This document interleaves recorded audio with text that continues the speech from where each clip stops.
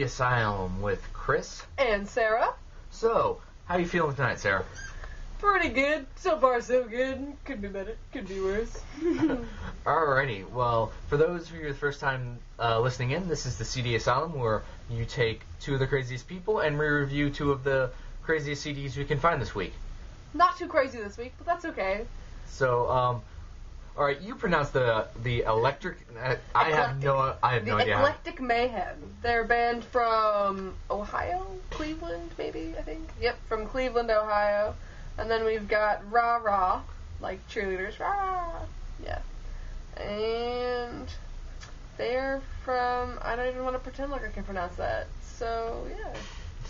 Well, we're going to first start off with Eclectic Mayhem, and yes. We're going to do what we usually do, and I'll play you two songs off the album and then give you our feel of those two songs and go on from there and then go on to the next band whenever we feel ready. So we're going to start off with Eclectic Mayhem. First off, we have Want It All, and then after that, we are going to have Fun with Guns after that, and then we're going to come back and talk about how we feel about those songs. So up first, we have Eclectic. I'm going to butcher that name all night long. Eclectic Mayhem. Eclectic. I got you, bro. I got you. Eclectic Mayhem. Want It All. This is WIDB, the Revolution The CD Asylum. Hello, welcome to the CD Asylum. You just heard, how do you pronounce it? Because I'm not even going to try anymore. Eclectic. No, whatever. I'm just going to leave pronouncing the name to her because I'm going to butcher it all night long. I'm dealing with that. Well, you just heard Eclectic, or however in the world you pronounce it.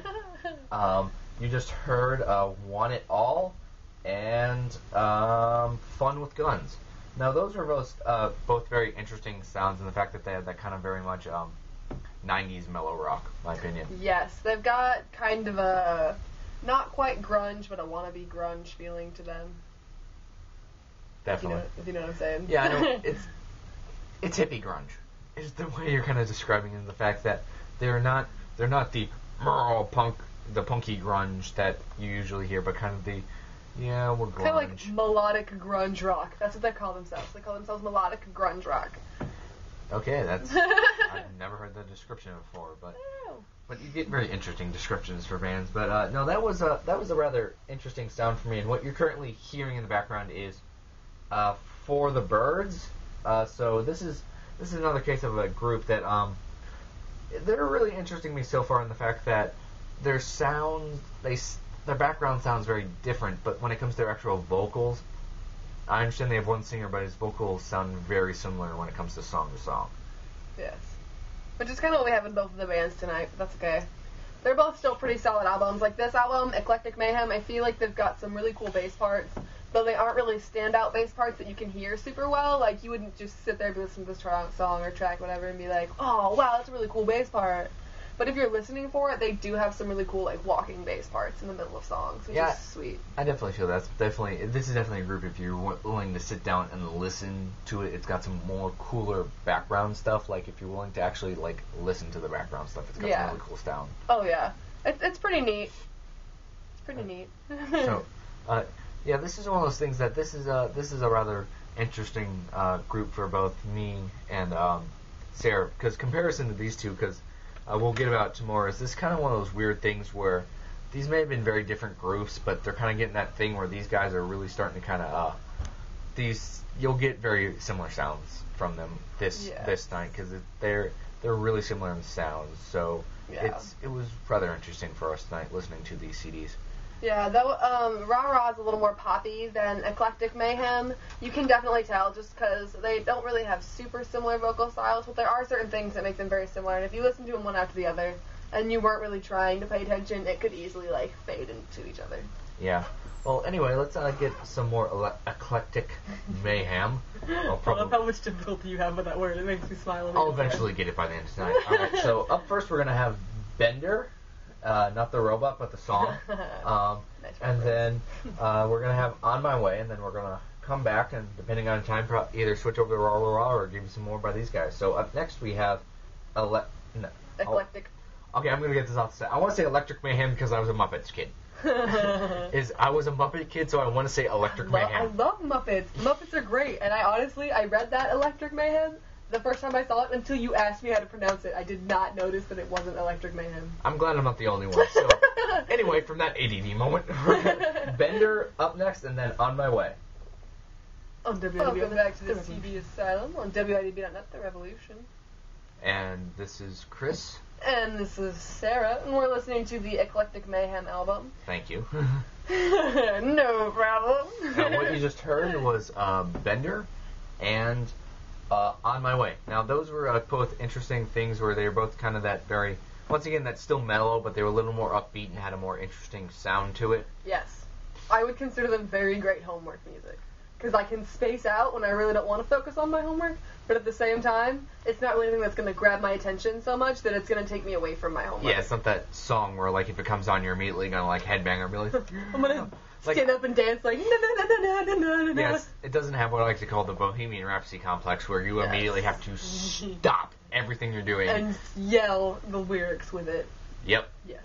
Very badly, generally, but yes. Yes. So, overall for me, I'll be honest with you, this probably got about 2 straight jackets out of 5 for me, because this was one of those things where it wasn't terrible, but it's probably not something I'm going to pick up again. I would give it 3 just because I really liked it. I thought it was really fun, though I probably won't buy it because I'm really, really poor. I did really like it, and I would totally listen to it again, just because it's fun. I like chill-out music. I like to stare at walls. Well, like I said, it wasn't my taste, so now let's get to Raw Raw, a group I can actually pronounce. Thank goodness. Just kidding. These are they're a very interesting group in the fact that I think we're just going to play some for you and then talk about it because I really don't know how to describe these guys. Well, this is Raw Raw. This is The Poet's Dead. Yep. Hidden Pony. Nice. I didn't catch that subtitle this time around. I think that's the label that they're with, I believe. Oh, Hidden Pony. Nice. So, what we're going to play for you first by Raw Raw is Art and Wife and... That was my favorite song, in case you guys are preparing for this, because I thought it was really fun. And Prairie Girl. So we're going to play you those two, and then we're going to come back and talk about how we talk about those songs and tell you what we think about them, and then get into some more of the album. So, up now we have Art and a Wife by Raw Raw and Prairie Girl. And welcome back to the CD Asylum. That was Raw Raw, Prairie Girl, and before that we had Art and a Wife. Which, as I said earlier, was literally my favorite song on this album. I listened to it, and I listened to it like 7 extra times, because I just loved it, and it made me want to dance. Now you're saying good stuff you like background-wise. For me, this is my background stuff. Like, I need something more upbeat for me, but I agree with you. It's got a really cool sound, and what I thought was really interesting is how they had the guy vocals, and then, like, it was for, what, you'd say about the last 30 seconds, they did kind of the switch to the females, and it was a very interesting transition, but it worked really well. And what you're currently hearing in the background is the 20s by Raw Raw, which is not really what that's really kind of get from this group. Like, this song really kind of, I think, embodies the group in both title and names. It's like, this feels like a 20s group in, like, modern times. Like, They got a really interesting mix of stuff. Yeah, it's really neat, because it's like, it's chill, and it's not overly exciting or anything, but at the same time it is exciting, and it's got, like, those exciting elements that you want in, like, an upbeat song, but it's not as, like, yell-at-you pop music. It's kind of like... It's mellow upbeat. Yeah. Like, it's got enough of an upbeat that you're not... I don't know what word that needs, but it's something. So, you got any background stuff about these guys? They formed in 2005, and I still don't even want to pretend like I can pronounce where they're from. Regina, Saskatchewan. I don't even know. I have no idea. It kind of blows my mind. I'm really, like, mind-bottled looking at it. One of their original trumpet player, his name reminds me of Chris Christopherson, though, which makes me smile. Nice. So, that's my fun fact. Otherwise, they have apparently toured across Canada. That's a pretty fun fact. Why is it always Canada? I don't know. They need to pick to travel across Illinois, like in my personal opinion. Like, the last 2 groups we've done, they've both been Canada or, like... Canada. So that's how that cracks me up a little bit. I had to. Somebody's got to. Somebody has to. It's Canada. It's Canada. No one cares about them. Sorry if there's any Canadians listening. Yes. So yeah, this is a very interesting group. They go quite a broad range. Like, how many people are actually in this group? Because looking at the cover art, they got like 7 different people in their group. It's a sextet, actually. Really? There's 6, yeah. Really, yeah. Because I'm like looking at the inside cover of the band. There's a lot of like. Oh, quite the large cluster of folks in there. They started out as a 3-piece band, but since then, since 2005, I believe I said, yeah. So over those past years, they've grown quite a lot. Changed their lineup a few times also. But I like it. This is apparently, as the internet likes to tell us, this is definitely their best work so far. I'm intrigued to hear some of their previous stuff, though if this is the best, I'm not sure if I'll seek it out too hard. I don't know. I haven't decided yet. Nice. So let's hear a little bit more from these groups of people or guys or. These folks. Yeah, there we go. Up next, we're gonna play for you "The Poet's Dead." Quote unquote what the album's called, or I haven't figured out the exact term for that. Title song. Title song. Thank you. Title track, I guess. Would be And then we're gonna play "I'm a Killer," and then we're gonna figure out if we have enough time, and you probably will hear a little more from these guys. So up next we have "The Poet's Dead," and then after that we have "I'm the Killer" by Rah Rah Rah, and you're listening to the CD Asylum on WIDB The Revolution in Carbondale. And welcome back to the CD Asylum. What you just heard was "Run," "I'm a Killer," and "The Poet's Dead" by Rah Rah. I'll say this, out of all those, "The Poet's Dead," that had a cool sound. I really enjoyed that song. Yes, I really do like this album, more than I originally admitted to. It's really fun. It's kind of poppy, but not too poppy that I'm like, oh, pop music. Yeah, you don't get kind of thing like, pop music. I know. Because yeah. I'm sorry, there are some songs that I'm like, I know. pop music. Oh, man. But no, yeah.